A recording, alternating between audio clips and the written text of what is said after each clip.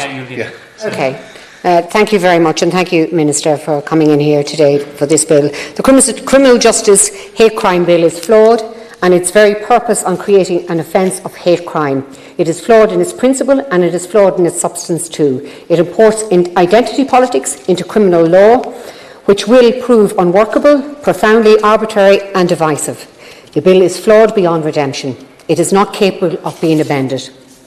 This bill seems like a desperate attempt to garner popular support and media attention on the part of Fianna Fáil. Go woke or go broke. That appears to be the strategy of Fianna Fáil in recent years. This is another example of that pathetic strategy, devoid of any true guiding principles, languishing on a historic low of 11% in the opinion polls and registering as a paltry 8% support from under 35s. It really looks like they are going broke. They are being devoured by Sinn Féin on their left and by their new partners Fine Gael on their right-hand side.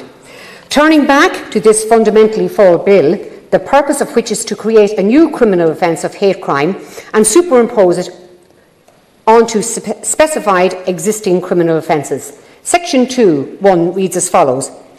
An offence is aggravated by hate crime against a relevant individual if A, at the time of committing the offence or immediately before or after doing so, a person displays racism, homophobia, xenophobia, anti-religious prejudice or disability hate crime towards a relevant individual. B, the offence is motivated wholly or partly by racist, homophobic, xenophobic, anti-religious prejudice or disability hate crime towards a relevant individual.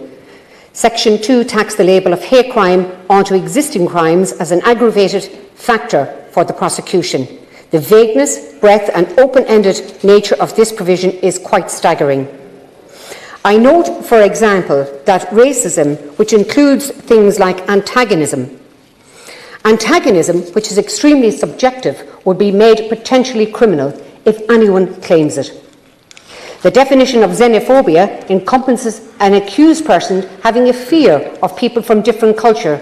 So fear is potentially a hate crime too in this bill.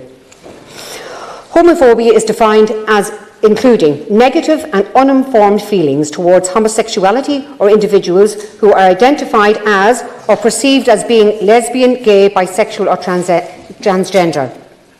Negative and uninformed feelings. No matter what you think about this bill, how are these negative and uninformed feelings to be proven beyond a reasonable doubt? And what type of evidence is going to be used to shift the evidential burden onto the accused? This is answered in the definition of a hate crime in Section 1, which reads, hate crime includes any offence that is perceived by a victim or any other person to be wholly or partially motivated by prejudice against a relevant individual. This is a very problematic provision. It means that the accused must go into evidence having their privilege against self-incrimination and the right to remain silent brushed aside based on the subjective perception of the victim or any other person. The definition of a relevant person in Section 1 of the bill reads, individuals who are identified on the basis of their asylum or refugee status, nationality, religion or no religion, colour, race, disability, including members of the traveller or normal communities, gender identity and expressions, sexual orientation, transgender identity, sexual characteristics or age or perceived age. Again, this is disturbing and ill-defined. Age or perceived age. Is that not potentially everyone on planet Earth? And whose perception is this based on? Sex characteristics. Does not everybody on planet Earth have sex characteristics? Nationality, religion or no religion, colour or race, again, all of these could apply to literally everyone on the planet, making virtually every relevant offence a potential hate crime. The definition of gender identity and expression appears to omit people who decide that they are non-binary. Do they not deserve the hate crime victim's status too?